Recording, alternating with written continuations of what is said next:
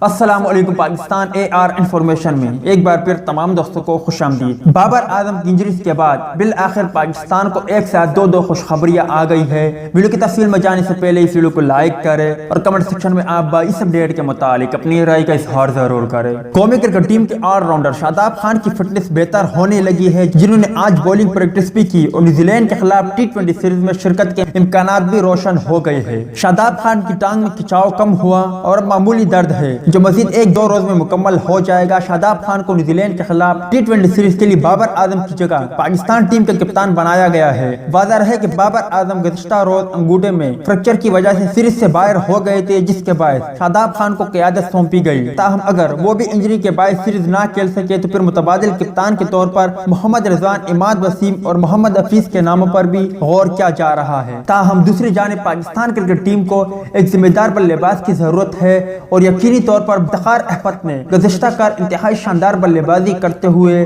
وہ کمی بھی دور کر دی ہے۔ قومی ٹی20 اسکواڈ کے ٹارگٹ میچ میں middle order batsman Iftikhar Ahmed نے انتہائی دعادار بلے بازی کرتے ہوئے محض 48 گیندوں پر سنچری بنا ڈالی۔ نیوزی لینڈ میں موجود قومی اسکواڈ کے درمیان کھیلے گئے انٹر اسکواڈ میچ کے دوران افتخار احمد نے 48 گیندوں پر 102 رنز کی ناقابل شکست اننگز کھیل کر اپنی پرفارمنس اور فٹنس ثابت کر دی، جبکہ عبداللہ شفیق نے 38 اور حسین طلعت نے 24 رنز بنائے۔ فہیم اشرف نے 2 جبکہ وہاب ریاض اور محمد حسنین نے ایک کھلاڑی کو پویلین کی راہ دکھائی۔ امید ہے کہ افتخار احمد کی یہ پرفارمنس اور شاداب خان ہمیں پہلے ٹی20 میچ میں دیکھنے کو ضرور ملیں گے۔ ملتے ہیں کسی نیکسٹ ویڈیو میں، تب تک کے لیے اجازت دیجیے۔ اللہ حافظ۔